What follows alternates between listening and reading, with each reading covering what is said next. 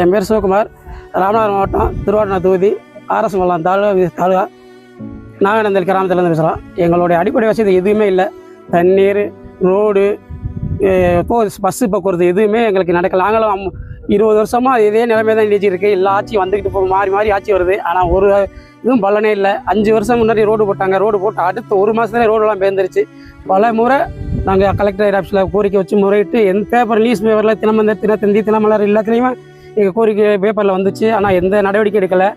BLO வந்து slip கொடுக்க வந்தாங்க, புது ஸ்லிப்பு. அதை நாங்கள் வாங்கலை, அதை புறக்கணிச்சிருக்கோம். நாங்கள் இது உப்பு பவர் பிளான்ட்டுக்கு எங்கள்கிட்ட இந்த இடத்தெல்லாம் அரசு கையப்படுத்துச்சு.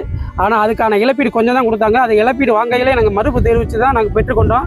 அந்த ஆணை அப்போவே சொன்னாங்க 6 மாதத்துக்கு நாங்கள் கோர்ட்டில் கட்டிடுவோம் அப்படின்னு அதிகாரியை சொன்னாங்க.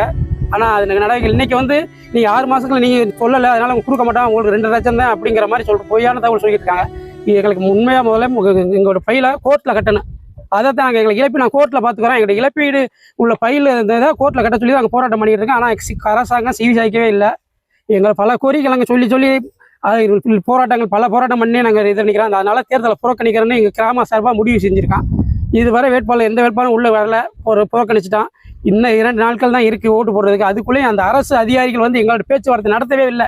இந்த ரெவன்யூலையும் வரல, இதுலேயும் வரல, யூனியன் ஆஃபீஸ்லேருந்து வரல, யாருமே வரல. இப்போ எங்கள் மக்கள்லாம் ரொம்ப புறக்கணிக்கிற மாதிரி தான் தெரியுது. நாங்களும் நோட்டீஸ் அடிச்சு ஓட்டினோம், நோட்டீஸை பிச்சாக பல மாதிரி எங்களை அடக்குமுறை பண்ணுறாங்களே தவிர இதுவரை எங்களோட பேச்சுவார்த்தை நடத்துறதுக்கு யாருமே வரலை.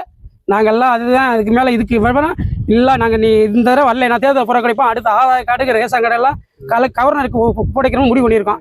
அதுக்குள்ளேயும் அதிகாரியை வந்து 2 நாள் தான் இருக்குது. எங்களோட பேச்சுவார்த்தை நடத்தி எங்களோட மக்களோட கோரிக்கைகளை நிறைவேற்றணும் உத்தரவாதம் கொடுத்தா நாங்கள் தேர்தலை ஓட்டு போடுவோம். இல்லைன்னா தேர்தல் புறக்கணிப்போம்.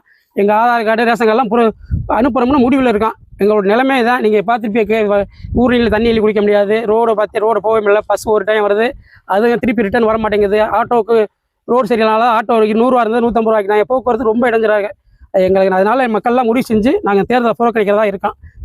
அரசு ஆவணம் செய்யணும். உங்கள் பேர்? என் பேர் சிவகுமார், நாகநேந்தன்.